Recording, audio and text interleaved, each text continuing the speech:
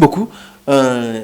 Merci na bande konyoso balandi biso dose unique Chanel ndenge na yebisaka bino omoni dose unique eza lokola ndenge ba it fitir isalaka ba makamuna yango ndenge po omoni biso tosala ba émission oyo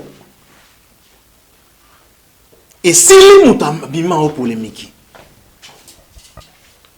donc émission est vidée.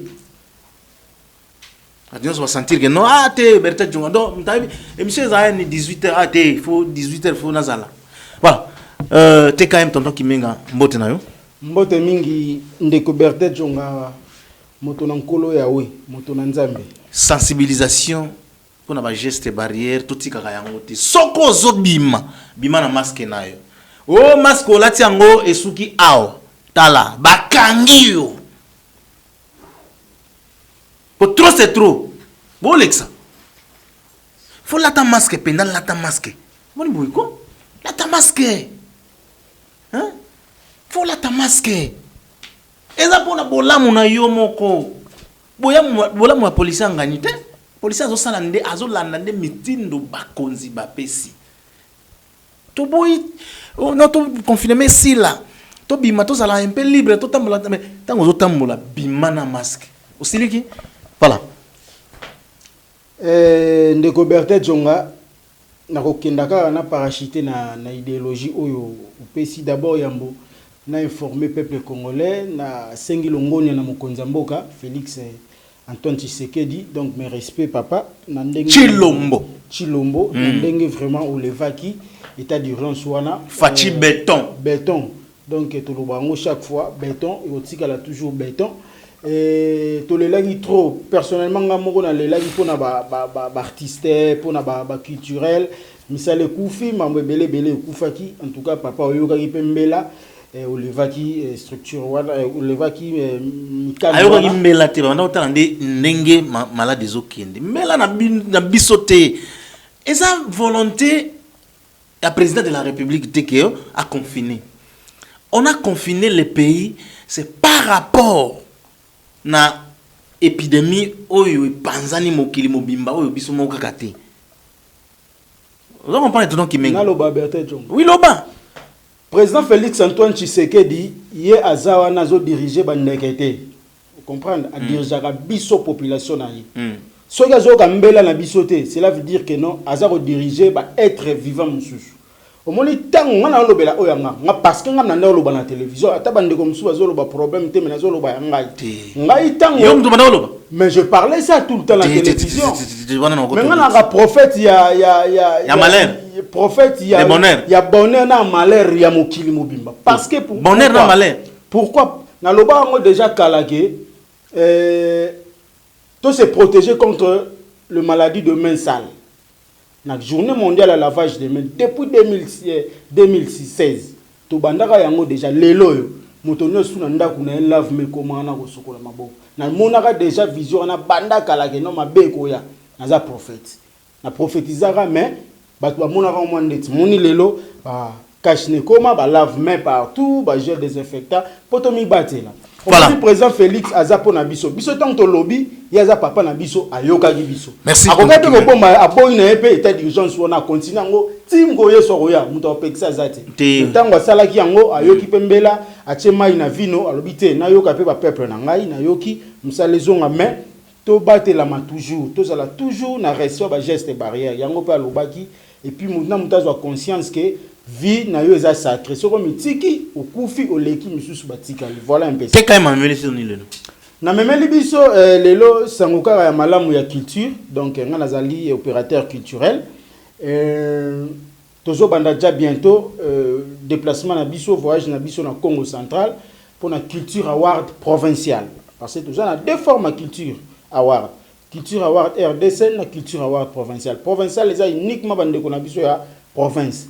Deuxième édition toujours qui est dans le Congo central, le 25 décembre, on a remise ya trophée, il y a meilleur news à Congo central. Mais bien sûr, on a trophée Carabipé c'est la beauté, ça trophée à biroté, ça trophée à peuple, il y a population.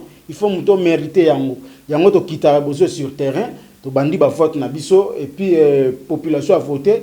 Dès to ba kopé ça trophée. Première partie toujours qui est dans les 3 donc le 3 eza lundi, donc lobidja tozokenda Congo central, tobandi Kasangulu, après tokozonga si tokenda les 15 tango bakofongola ba frontière officiellement tokei lisusu les 15 les 16 les 17 po tokenda kosilisa ba vote na biso na niveau ya Kisantu Mbanzangungu ti ba côté wana nyonso tout temps tokosilisa tozongi juste une semaine po tozali na activité belé ya kosala, donc tozana super barbecue en show autour sala awa na Kinshasa, donc le 30 dimanche le 30 to sala barbecue poto sepela pe mo kala na batu na biso batu nyoso balinga mo ba soirée to se divertir un peu wana na Bichilix na bandalungwa Bichilix otobi Bichilix staff mo bien izawana to sala wana et puis to préparer sikoyo 4e édition ya Culture Award RDC autour sala ngo na Bichilix ou bien na sepelas te Bichilix wana au bana bandal baebi donc bandal c'est pas c'est annulé non kuna basoli moi bienté donc to yokanité et yango to na Bichilix wana espace moka bien donc, comme d'habitude donc to zala wana moto ba culturel faut moi contre à la bien respecté to zala wana poto préparer sikoyo Culture Award 4e édition le 3 octobre to zala la binga mo pepe na Kitambo. Et si la 4e édition, il y a Culture Award RDC, remise à trophée, na meilleur surtout, il y a 2019, il y a Congo Mobimba, il y a province, il y a Congo, voilà. Il y a Poto Angola, Baroya, Brazzaville, Baroya, pour les 3 pays.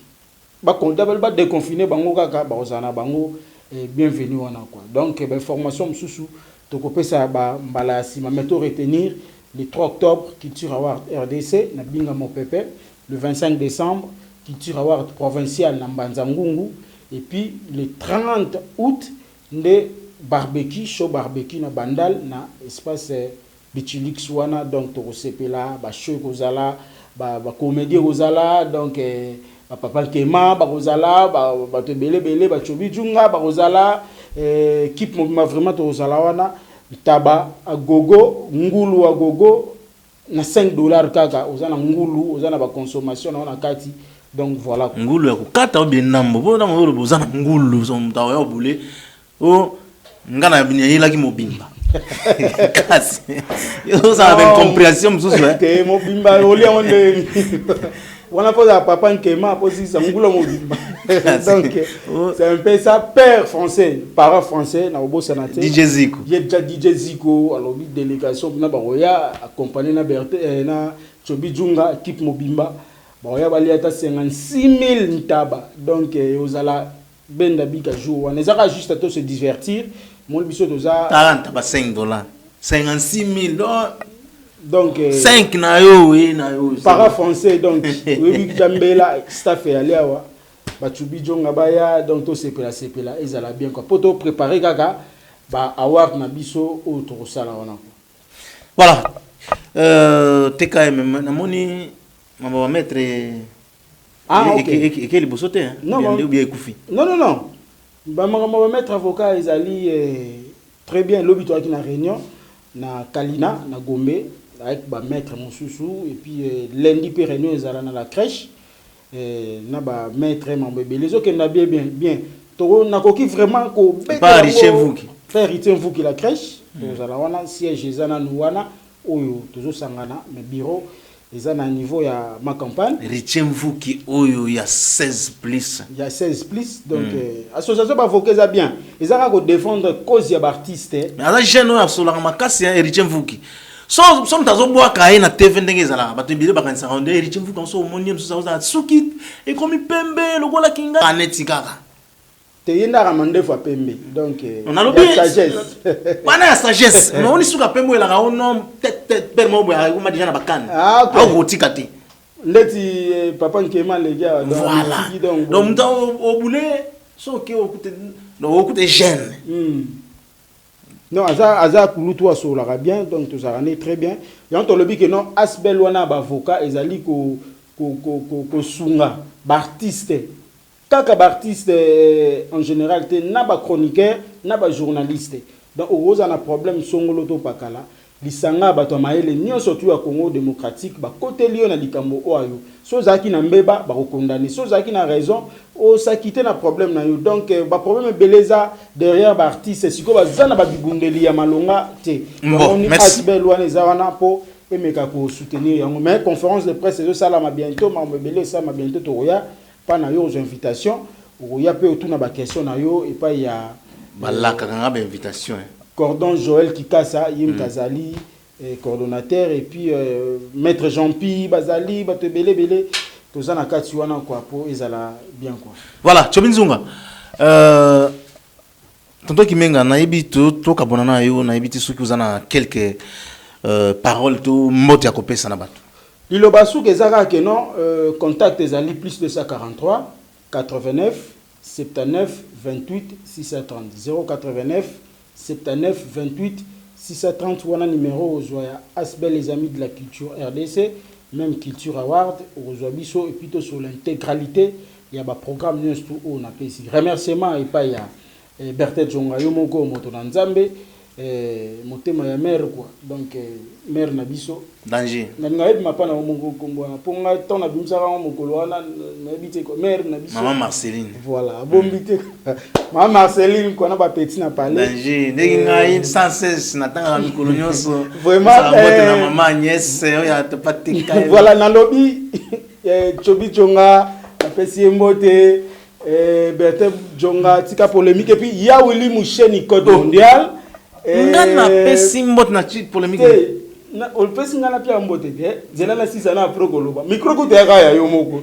donc ya Willy Moucheni code mondial héritier vous qui la crèche à l'aide 6 à l'aide 16 plus quoi donc ma petite sœur propre Joyce Kimenga et puis le adversaire ya moi nanga Obed Kimenga voilà joyeux anniversaire na Obed Kimenga donc oza tout à l'heure wana pas ya petite sœur Joyce Kimenga donc oza na to kabola moi 15 ngulu moi de na so linga otanga ona to kabola ma secret po kuno tangi bantaba donc so Obed Kimenga ono secret linga ça na passe on a 15 ngulu eza na donc vraiment to ya wana to kabola donc Peter Kimenga son père mon petit frère et puis Jerry et toi beau-frère na pesi Petros Kimenga Bibish Kimenga famille nanga Kimenga Bobimba merci pour notre soutien et puis bana tout bazo soutenir ngai bana bandalungu bana kitambo bana ngalema bana commune surtout en tout cas longo na mingi to soutenir culture congolaise et kenda liboso koina na koboma na nyonso tout chango de côté to mema culture na biso et kenda liboso rendez-vous to yebi que le 30 août barbecue na Bichilux le 3 octobre, soirée culture award RDC, na Binga Mopepe, et enfin le 25 décembre, soirée culture award provinciale na Mbanzangungu. Donc merci beaucoup na Berthet Jonga, moto na Nzambe quoi. Voilà, merci. Tonton Kimenga merci na ndingo yo rendre visite.